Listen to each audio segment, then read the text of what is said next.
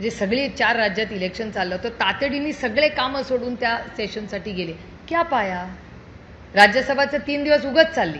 एखाद्या दिवस आम्ही पेट्रोल डिझेलचा भाव वाढला, सिलेंडरचा भाव वाढला आणि आंदोलन केलं तर आम्हाला चेअरवरनं सांगण्यात येतं करोडो रुपयाचं नुकसान होतंय, कशाला तुम्ही पैसे वाया घालवताय. हाच प्रश्न आज मला भारत सरकारला विचारायचा आहे की 3 दिवस राज्यसभा चालली, 3 दिवस लोकसभा चालली, क्या पाया? काय गरज होती करोडो रुपयाचा चुराडा करायची? त्याच्याऐवजी आज वेस्ट एशियामध्ये जो क्रायसिस चाललाय त्याच्यावर का नाही स्टेटमेंट भारत सरकारने केलं? सिलेंडरचे जे इश्यूज तुमच्या सगळ्या चॅनलवर चालतात, महागाई वाढली आहे, बेरोजगारी वाढली आहे, महिलांच्या ज्या होणारे महाराष्ट्राचे अत्याचार वाढले, महिलांच्यावर अत्याचार वाढल्यानंतर आज अनेक गोष्टी आहेत. सगळीकडे विशाखा कमिटी आहे का? हा एक पहिला मुद्दा महाराष्ट्रात आज अतिशय महत्त्वाचा आहे.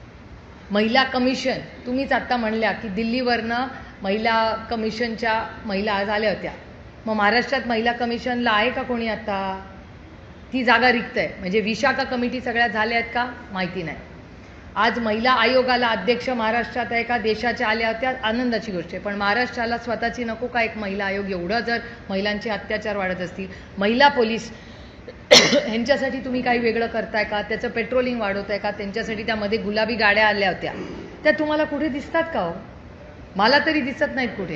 केवढा गाजावाजा करून इलेक्शनच्या आधी एवढ्या त्या गुलाबी गाड्या. आम्ही पण गेलो तो फ्लॅग ऑफ बघायला, आम्हाला अभिमान आहे. ठीक आहे ना, विरोधात असलो म्हणून चांगल्याला चांगलं म्हणावं. जेव्हा माननीय मुख्यमंत्री चांगल्या गोष्टी करतात आम्ही करतो ना कौतुक, ही लोकशाही आहे.